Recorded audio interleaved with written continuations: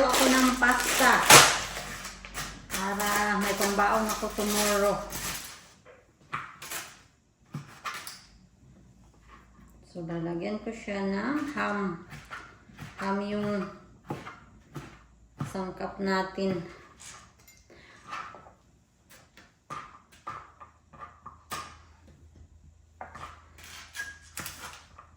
I will ask Mr. na bumili ng ng mushroom.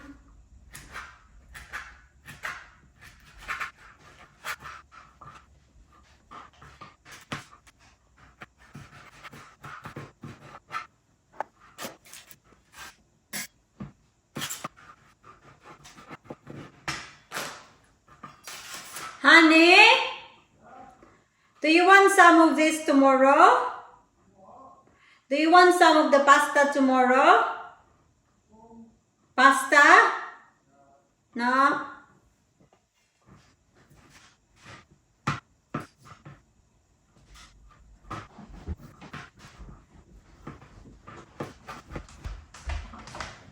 I was thinking I will do this later. If you can also buy me a mushroom, please. What if you don't want mushroom? You have a mushroom, Hannah. I know you have a mushroom. Just want everything. So, sponge, 2-pack, and then mushroom. Thank you. Mamaya ko na lang to gagawin. Kasi maghihintay ako sa mushroom. Mas masarap kasi pag ang carbonara, merong merong mushroom. Put my raisins on. I'll put my trainers in car. I'll put my wellies on. She got me their runs on with it. I have my wellies and little ones. Aalis ngayon si Mr. So, ako lang mag-isa ngayon kasi magsushooting siya. So, I decided na I will have my tea early. So, salmon yung hapunan ko. Tapos, couscous. And then, green beans. And then, sa dessert natin, meron tayong sponge. And, yun lang. Solve na tayo dyan. Lalagyan ko lang ng kaunting pepper.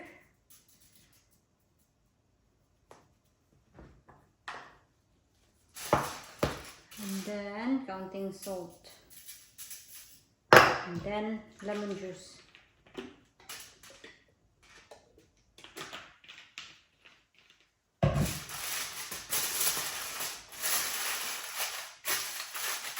I-oven lang natin ito.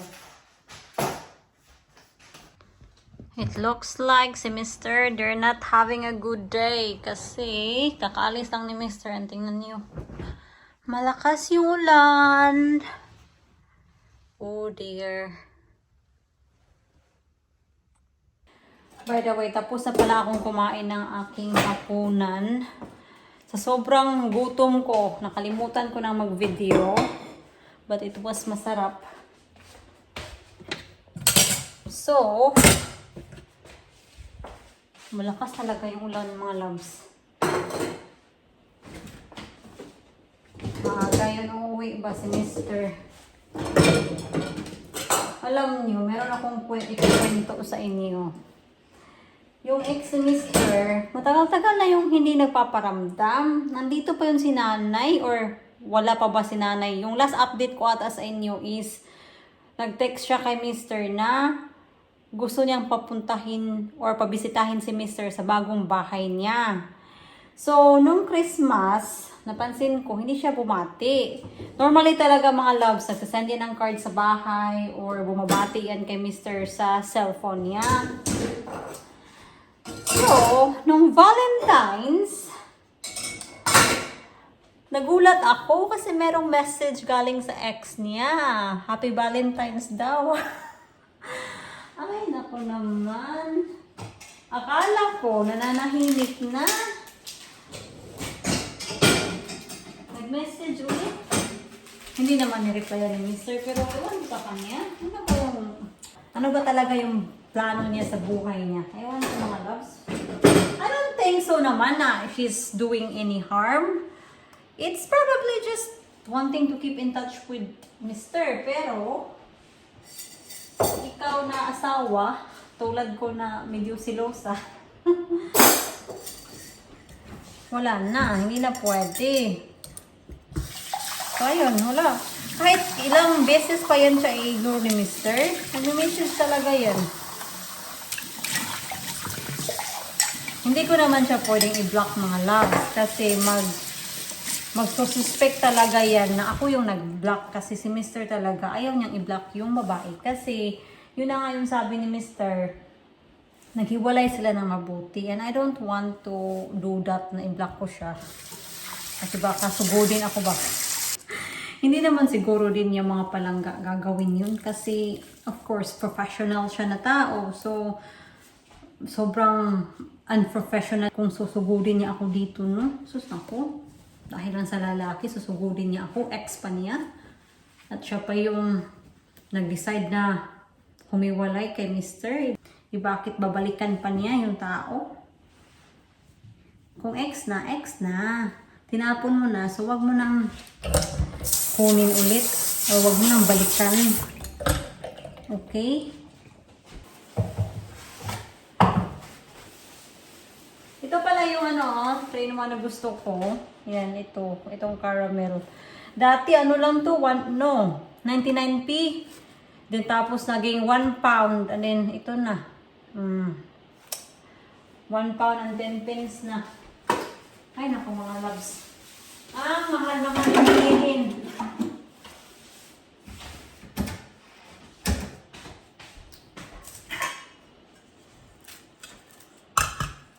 Hindi ko muna to ilalagay sa fridge, sa freezer tuloy. Kasi gusto ko siya na patuyuin dito as much as possible.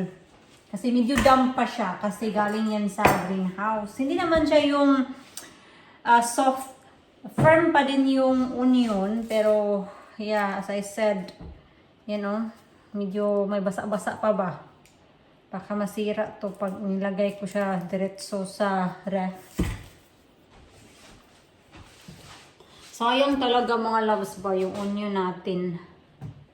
Kasi pinaghirapan ko yon. Pag pinaghirapan ko siyang garden, kuna ng mga damo.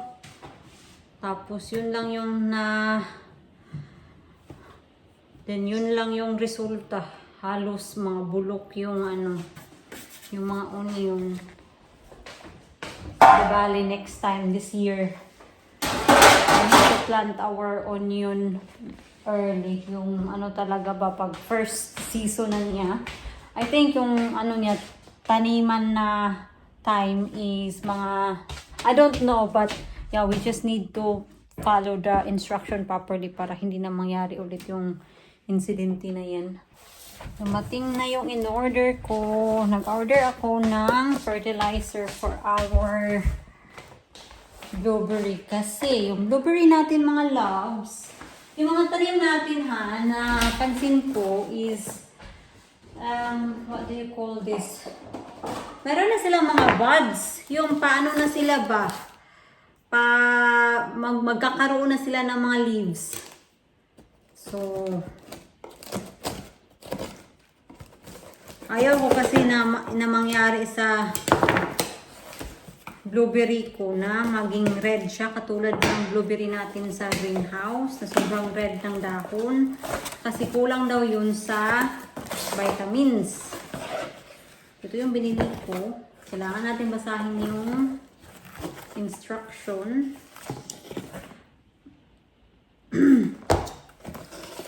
Kasi wag natin yung overdo kasi baka mamatay yung ating blueberry.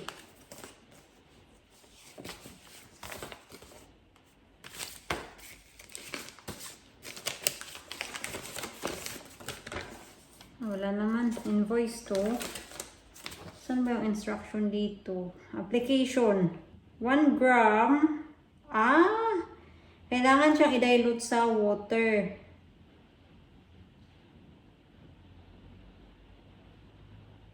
Varied according to the plant's ranging 0. Okay. umuulan ngayon, so we cannot go out. So tomorrow na lang kasi we also have a plan to clean our pavement. Kasi sobrang dami talagang algae mga loves. Kaya kung hindi ka mag-iingat, ay nako, ma-aksidente ka talaga. At nung nandito nga si Bianan, I'm always watching this kasi natatakot ako ba kasi baka madulas at mabali yung ano niya, yung ano pa yung hip niya kasi sobrang common talaga yan sa mga matatanda na sobrang dali lang mabali yung mga hip nila. Kasi nung nag-OJT ako sa orthopedics, sobrang daming mga matatanda na aksidente, na fall sila. Tapos nabali yung hip nila. Nakakatakot ba? Kasi pag medyo maedad na, yung recovery din matagal. At yung pag-healing talaga, it's not the same. Kasi pag bata ka pa, madali lang talaga mag-heal yung katawan mo. Whereas, if you're old, may edad na, it takes time din.